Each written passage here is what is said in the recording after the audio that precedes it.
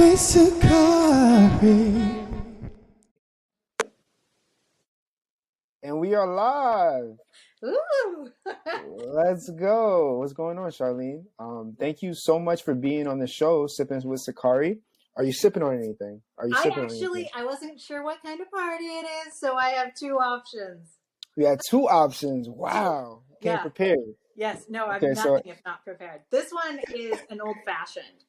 Wow. Yeah. Okay. We love an old fashioned. I'm a big fan. I just splashed cherry juice all over myself. But yes, no, It's I all right. love. But the thing is with an old fashioned is either it's amazing or it tastes like Fireball and you just want to punch the bartender. There's Right. never an in between. There's no in between. It's just either great or not great. Either like just it makes you angry when you first try it, or it's like you're in love with the person immediately. I love it. Well, cheers to you. I got some sparkling lemon water here because I was drinking last night for my birthday. So I'm taking a little. Thank you. I'm taking a little detox right now. But thank you so much for being on the show. This is super cool. And I didn't even know you had a podcast. Real quick, what's the name of the podcast? Killer With Bites. your son? With Sherman. Killer Bites. Oh Yes. man, we gotta all check it out. It is a true crime podcast, and in the end, I do whatever food it inspired me to make. Wow. Okay, I can't wait. I can't wait to indulge in that. But before we do, I really want to hear about like who Charlene is. Like, who is this girl that is like on Hell's Kitchen season 21, right? She competed on Hell's Kitchen, and like, who are you? What was your upbringing like? What was your childhood like? Like, who is Charlene? So I'm from Wyoming, and okay. We bounced around a lot between Wyoming and California when I was a kid, and that's where I didn't go directly into culinary coming out of school. I was doing finance and HR. Wow. Yeah, and the funny thing about finance and HR is you have to have like a really strong liver, because I would come home and drink a bottle of wine a night, and I was like, I don't even like wine. This is terrible. I was polishing off like a pack of cigarettes a day and drinking up to 2 bottles of wine a night, and I was like, my life is not going to be good if I keep this up. It was just rough. Oh man. Yeah, after I had my daughter, because I had my son when I was really young, and then after I had my daughter, I ended up staying home and being a stay-home mom. And I love my kids dearly, but that was also a job that would have led to my demise. So for you, real quick, so for you, like drinking the bottle of wine at night, right? Like, was that an indication that like HR was not for you? You're like, this is miserable. Like, I'm not happy doing this. I knew going into it because actually my mom is an accountant, and my mom does HR. She goes into companies and sets up their finance, and then she gets them up and running, and she's like the acting CFO in a lot of places. So I kind of just got sucked into it from her. Got it. Trying to make mom happy. Started doing it. Yeah. Hated it. It was one of those things like it was an after school job, and then it became like my actual job, and then it became like I drank. It's all right. It's all good. Yeah. So I get it. I get it.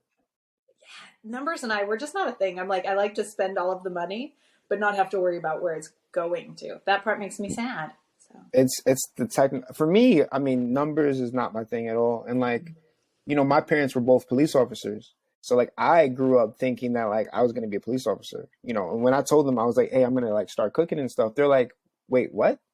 Like cooking? Why? They're like, why don't you just get like a city job or something safe and then like save money and then like open up a restaurant? I was like, no, you don't get it. Like, this is what I want to do. Yeah. And I had to eventually show them. That like, this is what I want to do. And, now it's a different story. But what was the pivoting point for you to say, hey, I like cooking? Did like someone taste your food and you're like, oh, I could do this? Or like, did you taste something, eat something? What happened? No, actually, like my whole life, my grandma and my aunts used to do a lot of wedding cakes and stuff. And they would do those god-awful cream cheese mints for weddings. You know those? Have you ever had those? They're terrible. I don't think so. I don't want to. You don't make it sound good at all. I mean, it's like, one of those like very nostalgic. I guess it was more like in the 90s and the 80s, but they did that, and that was what they always did. And my other grandma, she cooked all the time. She actually was a cook in a restaurant, and Oh, wow. it was, yeah. So it was like all these family stuff. Like we were always cooking these giant meals as families, but nobody was like always cooking. You know what I mean? Like if it wasn't a big family function, my grandma was like, we're going to go to dinner. Or growing up, my grandma hated cooking. So they had their own booth at a little diner. My grandma and grandpa did. And we had spent the entire summer with them. And I mean, they were so serious about their booth at this diner that my grandpa had his own bottle of barbecue sauce and ketchup at this restaurant. What? And like, they wouldn't let anybody sit in their booth. It was like, no, that's Bud's. You're not sitting in Bud's booth. Wow. So it just kind of got to where like, to me, it was more like a special occasion to cook. It wasn't something you did, especially with my mom. My mom cannot cook. Her idea of cooking was like from Schwann's or like the Chinese food that got ordered. Okay.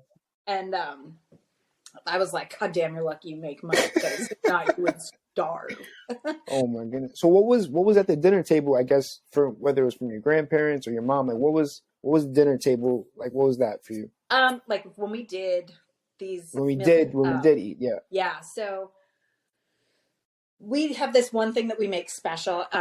We had, and we don't do it anymore because my grandma has passed. But they would do like, it's called cabbage burgers.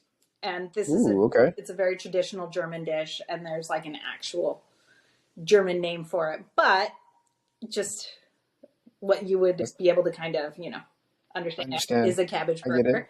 Yeah, so it's like a sauteed. You spend all day just cooking down this cabbage. You mix it. Do you know the name? Like, do you know the name? The German name? Yeah, I have it in my phone somewhere. We just never really use it that often. Got it. It's one of those ones that they're a little bit weirder to say. Got it. One of the difficult ones. Yeah, no. And then when you say them, they never sound pretty. It's not like French. German's not a language like French, where it's like right. It's very like. Yeah, it's like Graufedook. Like that's an actual food. Graufedook. Like I'm not eating whatever the fuck that is. That sounds crazy. Yeah, a little harsh. It sounds a little harsh. It sounds like you need to beat it with a baseball bat a few times before you can eat it. Like you're just not thinking of that. A little bit. Yeah. So cabbage burgers. Cabbage burgers. Yeah, it's just like sauteed cabbage. You cook it down all day with some onion and salt, pepper, and then you make like a giant batch of yeast dough, and you roll it all out into little squares. Cut them into little squares. You put the cabbage in there, and then it's folded up into like a little pouch, and you serve it with vinegar. What? And it's vegetarian. You can do it vegetarian. You can put ground hamburger. My kids will never eat with the hamburger. They won't. No, they want it. The traditional way is just cabbage. Okay. It's like sprechen something. So my kids love this stuff. And that sounds sick. Yeah, we only made it like once, twice a year. So it was like a huge thing where everybody in the family was there, and it was like a production line to make these. Wow. It's something about those special meals with family that you can't have too often. Yeah. That just makes it more special. Like if you had it every day, you're like, whatever, like cabbage burger. But if you have it once a year, twice a year, 3, whatever it is, it just makes it that much more special. So that's really dope. And thank you for sharing that experience with us. It makes us want to go all eat a cabbage burger. They're amazing. They really are. It's a commitment. Oh man. Yeah. So how do you go get us to guys groceries, games, get us to Hell's Kitchen? Like how did you get to this level of cooking? Oh, you did some research. Yeah, a little bit. Okay. So actually when I started off, I went to culinary school for baking and pastry. And that was after I had my youngest daughter. I died for a little bit. And so then when I wasn't dead anymore, I was like, what do I really want to do with my life? Because it's kind of short. And if it ends right now, that was real short. So I wanted to do something I wanted to do.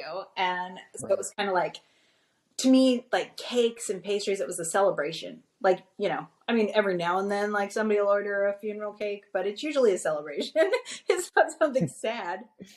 Right. So I really, I threw myself into that. I did that, got that degree, and I started a dessert catering business so I could still take care of my kids, but also work, because I have to constantly be doing something or I go crazy.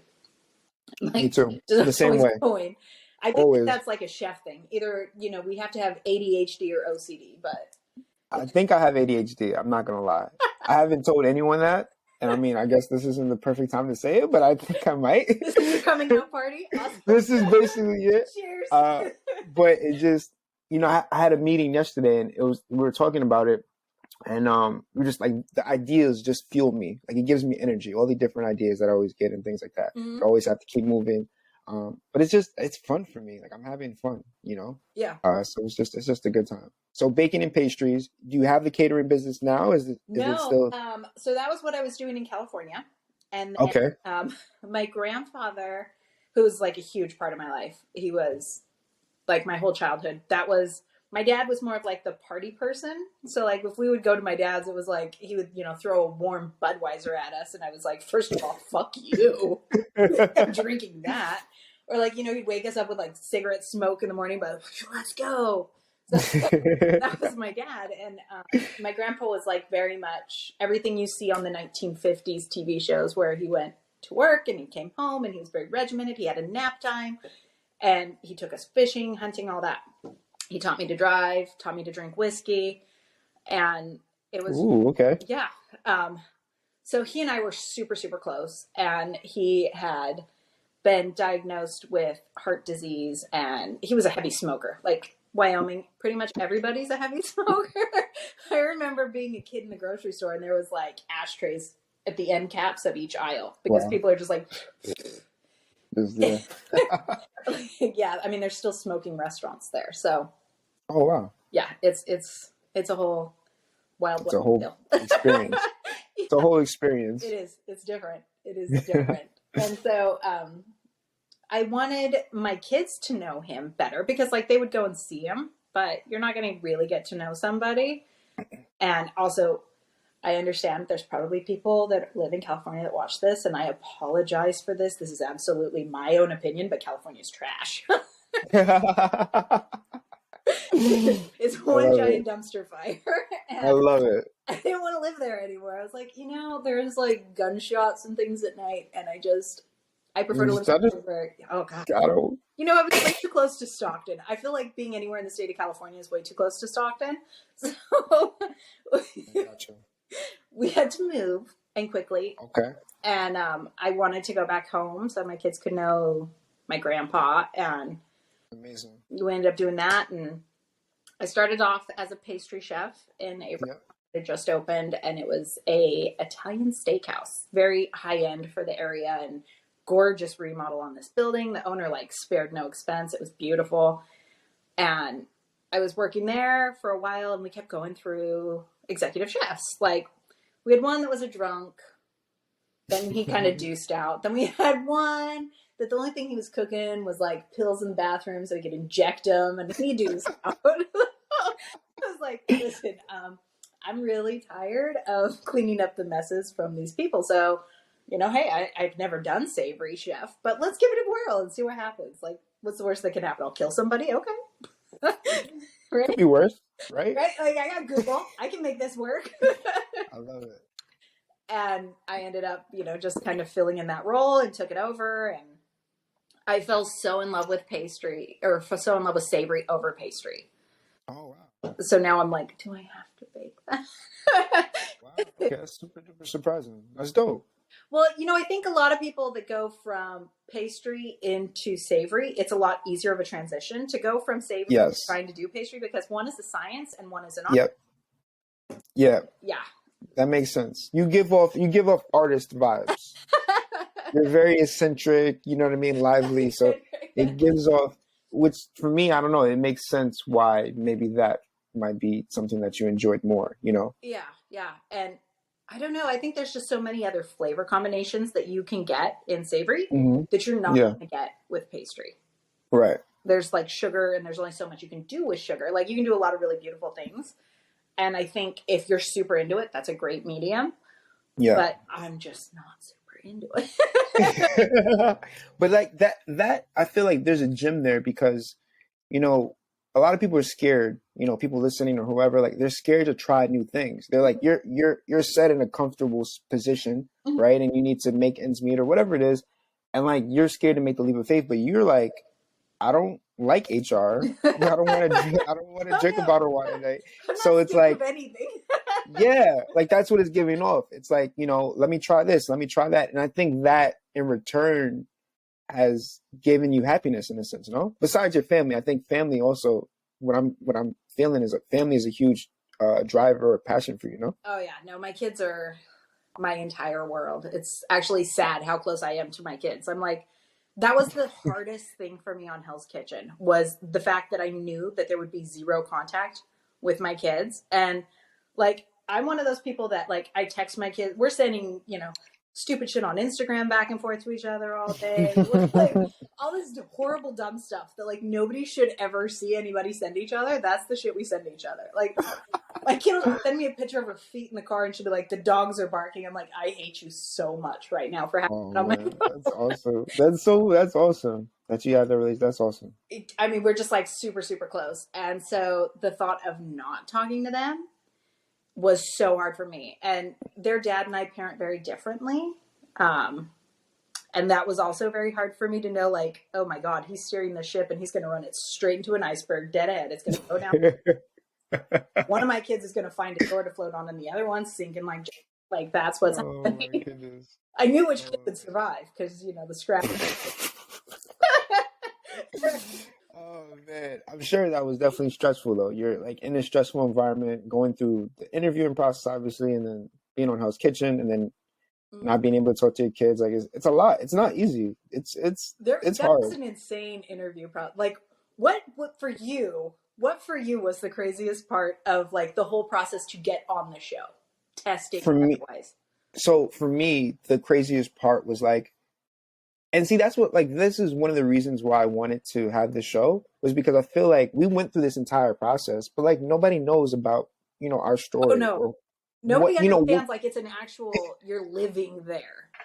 Yeah. Yeah. Like it's a full experience, and like everyone that makes it on the show is amazing. Of course, people are like, oh, I don't maybe like this person, or maybe I don't like that person, or whatever. But to get on the show is a big deal. Like it's Yeah, it's no, an I don't think accomplishment. that anybody understands like the whole process that we had to go through just to Exactly. actually get off that plane Right. and go to Right. for production. You know what I mean? But for Yeah. me, so the hardest part for me during the interviewing, well, not the hardest part, the thing that stands out to me where my mind goes is, I remember I was doing like the last interview because there was like back-to-back interviews, Mhm. and they were talking to me and they were just like, so why should you be on the show? Like I was just talking about my resume and stuff. They're like, whatever, like why should you be on the show? And I'm just like, listen, I don't care about the cameras. I don't care about Gordon. I mean, I love Gordon, but like I don't give a shit. Like, listen, like I'm here to win, and I'm here to like, you know what I mean, go after it or whatever the Yeah. case is. Like, and they literally just stopped the interview right there. They literally was like, "We're done here." I'm like, "What the?" I'm like, "What happened?" I'm like, "Oh," I'm like, "This is You're like, it. what This is did I it." say? I'm like, "Oh man," you know what? I was like, "Oh, I don't think I got it." I was in there like super confident. I thought I was gonna have it, and then they just ended it, and I was like, "Well, I guess not." I was like, "Maybe I'll just do something else with my life," And I think a few days later they called me and they were like, "You're on the show," and I'm like, "What? This is crazy." Yeah. I really didn't expect it. And then I just binge watched all of Hell's Kitchen seasons because I never really watched the show. I had not watched it, and I was like, I know that he's supposed to be terrifying, so like I should probably prepare myself, like Get ready a little bit. like, yeah, stock up on the Xannies or something. Oh my I'm god! taking them I now love so it. they have more effect on the show. Yes. Right, there we go. There we go. So how was your experience on the show when you were like did you feel like you learned anything? Like was it a positive experience? Was it a negative experience? So like what we were 'Cause a talking lot of about. things get edited out. Yeah, no, I was okay. So honestly, though, I was like, oh my God. Here's another question for you. What were you most afraid was not going to get edited out? Like something you might have said that you were like, oh shit. Like you had to come home and like mentally like prepare people like, so just FYI, like things were said and if this does air. Did you have to do that with anyone? I I did have to do that. But I don't, the show is still going on, so Yeah. I don't know What's gonna air. what's gonna air or not. So like I don't know. What was that for you? What was that for you? Oh my gosh. So I think you guys were all outside because the two teams were kind of broken apart. Mhm. So I think you guys were all outside because you guys had more smokers on your team. So they were like always outside just Yeah. smoking. Yeah. And Yeah. we were sitting around the table talking, and we were talking about our families, and like everybody else, I think on my team, except for Nicole, was married. I want to say. I think me too. I think everyone's married except for me. Yeah, no, same. And so, like, we were kind of talking about families and marriages, and like they were kind of going over their little love stories and stuff, and like talking about, all that. And I was like, well, I'd show you a picture of my family, but we're not allowed to have pictures. So, like, we couldn't even have pens at that point. So I Right. was like, Yeah. let me get some blood here and draw you a stick figure of my kids. But we were talking about like how people met their spouses and stuff, and their weddings, and I was like, ooh, that was your experience? That was not my experience at all. And my ex-husband, and I did warn him too. I was like, listen, if they air this, like, I don't know what to tell you. You're a douche. We both know you're a douche. Like, this is. Oh my God. This is So we got married in Reno, and this is why I don't gamble, because I lost big in Reno as it was.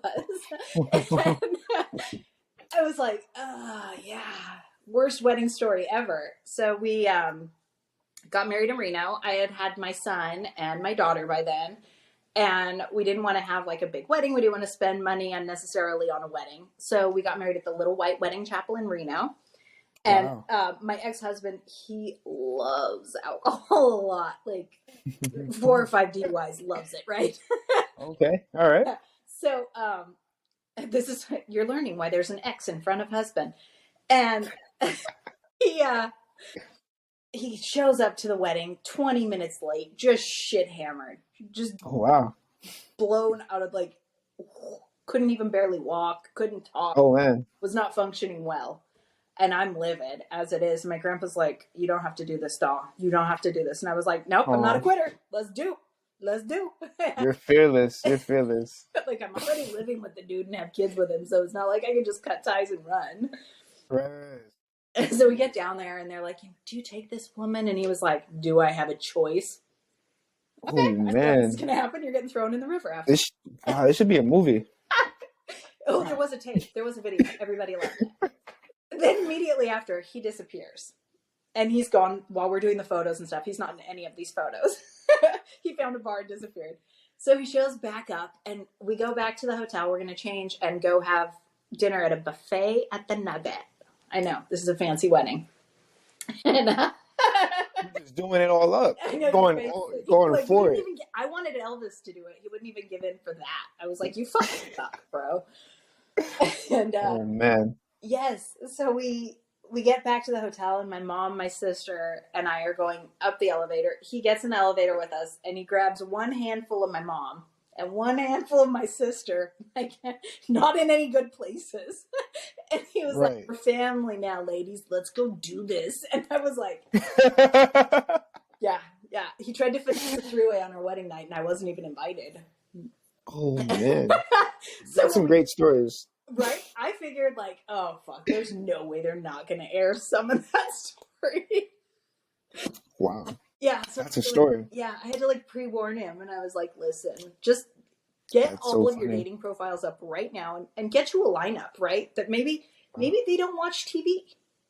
Maybe. You're the Amish. Find an Amish. There we go. Amish could work. That could be a thing. Yeah. They didn't air it, so he's fine. He can just go hit up anybody. Wow, that's a very funny story. It's crazy. Yeah. So what are you up to? What are you up to now? Killer Bites is where's your attention at? Killer Bites. Are you doing private chefing? When I got back, when I actually went to go shoot the show, I was doing private chef stuff, but I was also a GM at a local milkshake place. And then when I got back, it was like, okay, to be able to juggle my kids' schedule, and like, I like to be with my girls. I want to, focus on them when I'm with them and I have them. And I don't necessarily want to get off work. When you work in the restaurant industry, how it is. You're married to it. Like, you don't actually have a relationship. You have a side bitch to the kitchen. Right? Yep. Exactly. I've heard that so many times. Yeah. Yep. Yeah. Like, for, everybody that works in the kitchen, the reason on the divorce papers is like, I don't ever see the person. I'm not sure they're even alive. Like, It's a lot of hours. It's hard. when I It's not owned a easy. restaurant, I remember keeping a pillow and a blanket in the desk because there was times that I was just too tired to even drive the 4 or 5 blocks home. Like, I'm gonna wreck my Wow. truck. Like, it's sleep here for a couple of hours until I can either go. You get a booth. Those booths are way more comfortable than they look. Wow. You're just dedicated. That's fearless, dedicated. With some great stories. That's Charlene for you. Here it is. I'm a crazy person. But my boyfriend. We love it. All We the love it. We love it. So you're doing private chefing now? Is that I do private chef work, and we've been very busy the past few months. So there's the private chef, there is the podcast Killer Bites, and then that okay? kind of correlates with the website. We've got a YouTube channel we're starting up for that. Amazing. And we are working on a cookware line of cast iron because I love my enamel coated cast iron. Okay. And so we want to do like 2 Dutch ovens. We're going to do some wooden utensils, cutting board, and apron. And that's going to be available on Amazon starting next year. Ooh. Now, my boyfriend, he is like a marketing genius. He does Love that. car dealerships. He has a couple. So, like, he's Nice. just, yeah. And I mean, he's so good at, like, all the stuff I'm not good at. Like, if you give me a task and you put me in front of it, or if it's like making things pretty, I'm all in on that. But when it comes to like Right. business stuff, I'm like, It's a little tough. Yeah, I get that's why I don't want to ever own a restaurant again. Got it. It was so, and I know that there's some people that like love that aspect of it, but for me, like, it's more about, I want to make a couple of beautiful dishes. That's why I love being a private chef. You can make these beautiful dishes. You can put this out there, and it's a very different experience. When you're in a restaurant, it's mass production. And I feel like it loses a lot of its, love. Yeah. And for me, that's cooking for somebody is the highest form of love. Like, you are giving them something, right? I love that. Yes. And you're not getting that online, I don't think. Got it. Yeah. You're an artist. It's the only art I have, honestly, is culinary art. Like, I can't draw and I can't fucking sing at all. I can't draw. My sister, my daughter, they can both draw, and my sister can't sing either, but she can draw like crazy. My daughter, she sings like fucking Adele. It's disgusting, honestly. I'm so upset with her. Sometimes I just hold a pillow and I'm like, oh man, I used to sing as a kid. I was terrible. I was in chorus. I was terrible though. I thought I was going to be a singer. It didn't work out. It did not work out. Yeah, no. So here we are. Right? Like, I can't sing at all. Like, I've had a couple of people that are like, "Oh, I'm sure you could do karaoke." I was like, "How much do you hate yourself to want to hear me sing? Because I'll do it, but you're not going to let me order you after." I actually, I lose a couple levels of attractiveness when you hear my singing. I love it. So Killer Bites, what is the podcast Killer Bites about? Like, what is the goal for it? What is the show about? So as soon as I got back from doing Hell's Kitchen, like, I love true crime. I love the podcast, the show. To me, it's fascinating. It's like a puzzle, right? Okay. Like, when you hear these stories, there's puzzle pieces, and it's just putting the pieces together, and then you get like this whole picture. And that's what I love about that. And I'm just super macabre. Like, I've watched American Horror Story way too many times. I'm macabre. And so, the idea of like the true crimes and stuff, when I'm listening to it, like, you hear certain stuff and I'm like, oh shit. And a lot of times that's what people say too, is like, where do you get your inspiration? Where do you come up with these dishes that you're making? Where do you get that? And I always tell them, like, the movie Chef. Ooh, okay. That movie, to me, when I was watching that was the most realistic depiction for me. You know, the scene where he's walking through the grocery store and he's picking up stuff and like the meal just starts to come together for him. Yep. And for me, that's what it is. It's like that Ratatouille moment where like everything starts swirling around in your brain. You see how it's going to go. Yep. You see how everything's going to go together. You know, you're going to finish it off. And you went in with nothing in mind. It was like, what am I going to make tonight? And then, the magic happens. And so for me, like, different times during the day, I'll be in the car, I'll hear something, I'll see something, or, you scroll on Instagram and then you have like that food orgasm in your brain and it all just comes together. Yep. Everybody probably listening is like, what are you talking about? But like, as a chef, I get it. Yeah. everyone's like, what? What do you mean? It just swirls in your mind and you just get it together. But it happens. It It does. really does. It does. Like you, It's special. yeah, you piece together like all the little bits, you know, like the seasoning, the this, the that, how you're going to plate it, how Hmm. you're going to finish it, how you're going to cook it. And so I think like when people are like, well, how do you do this? Well, like, how does anything happen? you do what you do, I do what I do, and we all just, you know, make shit happen. That's right. Like I don't know how cells like divide and make a baby, but they do. And that I'm not a fucking doctor. Okay, I'm a chef. So that's how that works for me. And so like when I was listening to these shows, like sometimes I would be like, oh, like it's very, like I said, macabre. But there's this one story of a guy named Joe Metheny. And he would kill hookers or, you know, other people. And he was grinding them up and serving them as hamburgers at truck stops. Oh, I know. wow. I know. Don't eat truck food. That's what that is, a cautionary tale.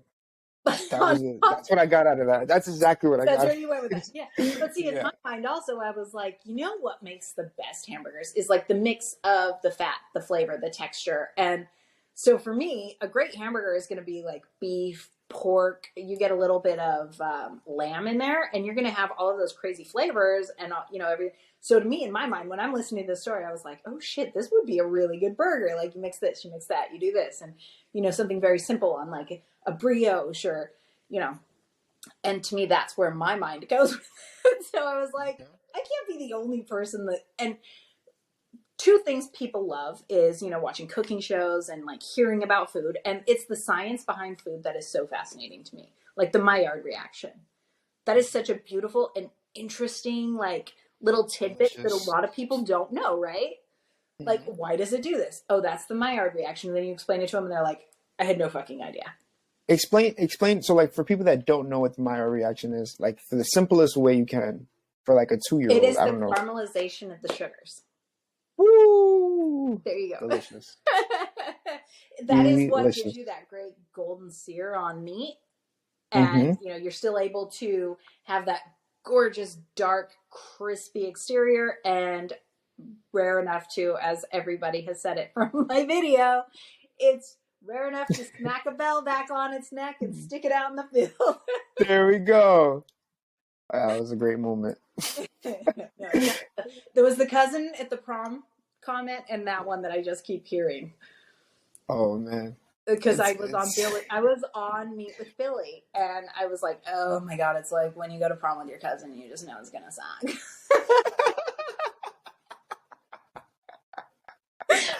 Wow, yep. You just know it's not gonna be a good night. It's not gonna be a good night, no. And that was not a good night. No. Did you have fun though, looking back at it? Like, are you happy that you went on Hell's Kitchen? Are you like grateful for the experience?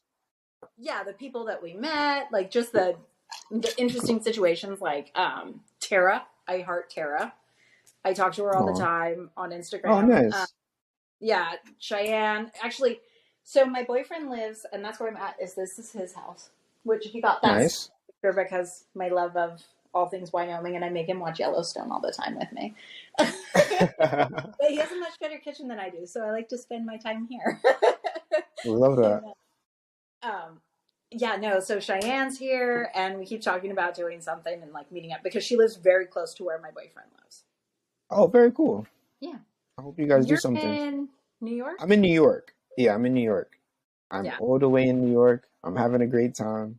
No, I mean, Pennsylvania is not far from New York, but Pennsylvania. PA? Yeah. That's where you're at? PA? Mm-hmm. Oh, that's... Yeah, no, they said I was in my corner. I thought you were in Wyoming. No, I lived down there. Okay. PA is not far at all, for sure. No. It's like one state down. Yeah. The furthest I could actually into New York is Niagara Falls. And that was just so I could go flip off people. We love that. So you got the podcast Killer Bites. You got a cookware coming out. You have your own website. And I made that website myself, as untechnical as I am. Wow. Look at you. I'm proud of me. Just doing everything. We love the pictures of the food. Love the screenshots, the vibe, the eccentricness of it. You're a true artist. No, it's chefs are artists and everyone's different, you know, and it's very cool to see everyone's unique take on their art, you know? Yeah, you didn't see a lot of actually, I think, who we were on Hell's Kitchen, you know, and it's also, Exactly. it's a very amplified portion, I think, of Yep. everybody's personality. And Yep. so I think that's sort of what you got. Like, I doubt that certain characters are as insane as they seem on TV. No, yeah, 100%, 100%. It's an amplified version, and that's really why I wanted to have the show is to give people a platform, you know, that are doing great things, and just for people to get to know you a little bit better, you know about your story and things like that. So I just want to say thank you so much for being on the show. What? It means so much, and I can't wait to buy some cookware and listen to your podcast and hear some stories. And you have some great stories, so please keep telling. Please keep telling your. It doesn't have to be about your ex-husband, but just Yeah, no, whatever stories you keep got. saying it other than in my therapy sessions. Like, I don't know. Whatever, you just gotta, like, you know, maybe just edit some pieces out and then just get the bigger picture. Or no, not edit it. Just go for it. Edit? No, I don't edit things. That's why We love that. we have the Exactly. kids on our podcast because my son's even worse than I am. No, we love that. No, don't edit nothing. Don't edit nothing. So yes, thank you. Thank you so much for being on the show, and we'll see everyone next time. Recover So well. where can people find you before we get out of here? Where can people find you? How can they support? So the podcast is available wherever you get your podcasts. We're on Apple, Amazon, Google, Spotify, and Yep. Spreaker. And Okay. the website is www.mykillerbites.com. You can go Okay. over to my Instagram at Chef Charlie Sherman or Facebook. We have the Killer Bites Facebook page as well. And we are on YouTube. I just have not started uploading videos yet. There you go. Yeah. What's the YouTube? What's the YouTube? Can people subscribe? Yeah, it's Chef Charlie Sherman. There it is. You gotta be. Hopefully, I could try to find it and be the first subscriber or one of the subscribers. Killer Bites. All right, see, that's what happens. Yeah. I have a very low tolerance. I haven't even finished my old fashioned. What? You had 2 drinks. That's what I keep hearing. Oh man, it's so funny. Well, thank you, Charlene.